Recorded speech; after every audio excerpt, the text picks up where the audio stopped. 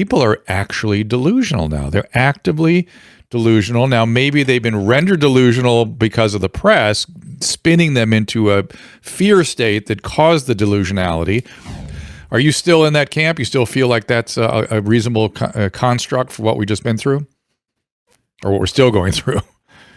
So I'm in the middle of it's now over 400 pages, book, trying to help people with sense making regarding what we've all been through over the last 2.5 years. It's going to be coming out, and my purpose here is not to push it on your show, but just to explain the context.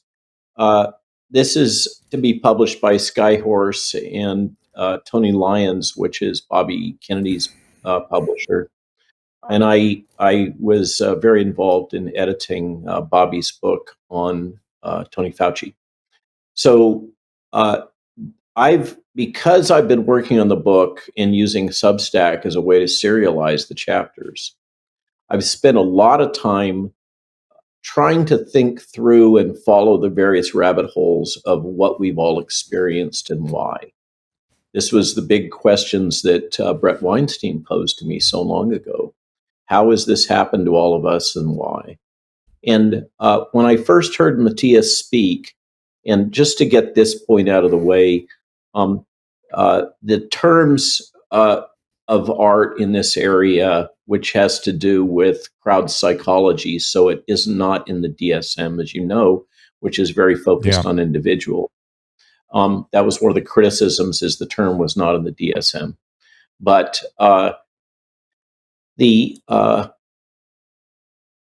when I first heard Mattias speak, and he's now a good friend. Matter of fact, he's probably going to be here on the farm this weekend. He's currently with Dell Big Tree, and he just did a lengthy interview with Tucker that apparently is quite something. Please tell him I want to speak with him too, please. Well, I can enable that while he's here in the States. So be careful what you say. Thank you. He's going to be on. He's going to be on Bannon on Friday morning, but let me know when you want to talk to him when you're open. Okay.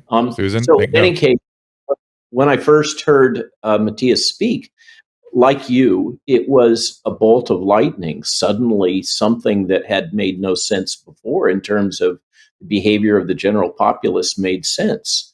And I thought it was a fantastic hypothesis. It really clarified things. And one of the things that I love about it is that it allows many people to have some peace, to be able to forgive and understand their families that have been fragmented, their coworkers, etc.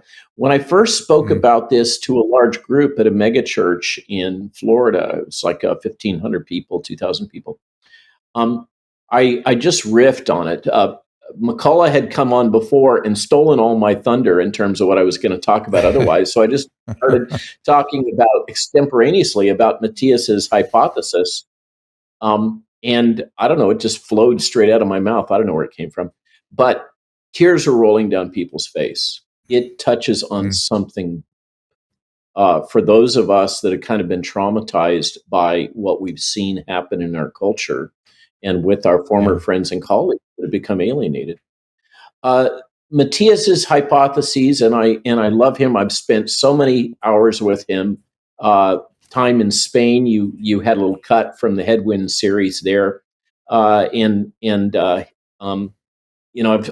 spent a lot of time with Mattias. Stayed in his home. Was just visiting him in Belgium 3 weekends ago, I think it was, and he'll be here, like I said, this weekend. But it's not the only explanation, and I concur with you strongly that there is a substantial psychological underpinning that we've all experienced here.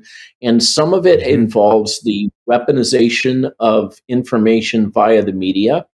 And that's part of what Mattias touches on. And I think we need to acknowledge that Mattias stands on the shoulders of many great 19th and 20th century philosophers. And the idea of the mass formation really traces all the way back to the parable of the cave that is in Plato's Republic. This is a very old observation. And of course, Gustave Le Bon and his work, and Hannah Arendt is the immediate predecessor to Mattias.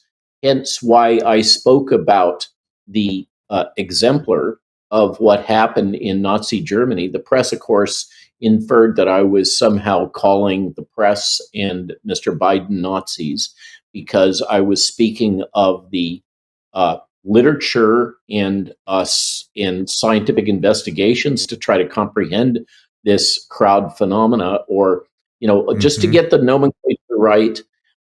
It's the terminology, because this is another thing that's been criticized. The historic terminology is mass formation, which is a European term. It's translated, and it refers to the formation of crowds and crowd behavior. Right.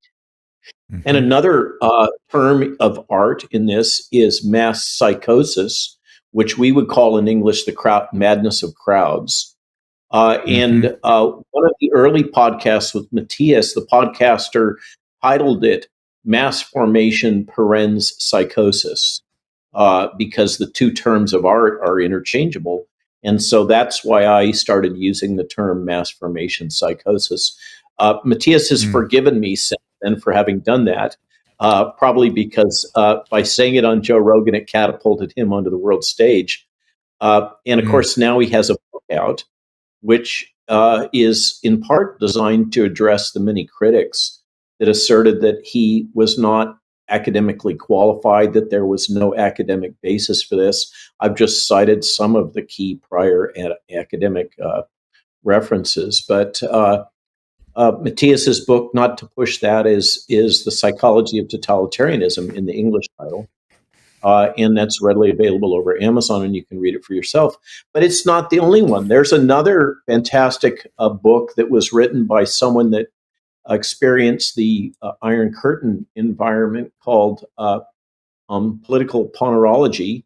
And there is, of course, one of my favorites, Victims of Groupthink, the work of Irving Janis, I think explains a lot of what we saw transpire with this small insular in-group that was ostensibly led by Mike Pence, but in reality led by Deborah Birx. And as I went back to this political science treatise that was developed by one of your colleagues in the psychological world, coming from his academic work looking at the behavior of small groups, Irving Janis makes a series of predictions about the behaviors of these small insular in-groups that when I went back and reviewed it, just because of kind of intellectual curiosity, and I knew I was going to have to give a talk, I found that the predictions that Janis made based on his case studies of American decision-making and policy decision-making were dead on. The rejection and attacks of outsiders, such as the authors of the Great Barrington Declaration and Scott Atlas, were absolutely predicted in Janis's work. And then I think we get down to the level of the individual. And I think there's also an element of Dunning-Kruger, another thing that feeds into the discipline of psychology. For sure. And I think Dr. Birx, and to some extent, I'm sorry, Dr. Fauci, have the hubris of individuals who believe in their intellectual capabilities, which that belief doesn't seem to be well aligned with their actual performance. And well, I'm trying to be diplomatic. It's interesting to me that the sort of classic canon, Le Bon has two books, The Crowd and Revolution. There is The Extraordinary Popular Delusions and the Madness of Crowds, and there's Janis. These were all under attack right about the time this all happened. And I noticed that the attack stopped when the reality actually mirrored precisely what everyone in those classic observational books were observing. What is Janis's book name again? I'm going to get it immediately. What is his name? The book again? Victims of Groupthink was the original one. It's out of print, and he's passed away, unfortunately. I wish he was here to share with us his insights. And then he did a follow-up edition just called Groupthink that added a chapter that was a case study of Watergate. which also fits in his modeling. So I think that there's another one that we need to acknowledge, which is the book about nudge, which came out a few years ago and has really spread throughout the world, particularly through governments.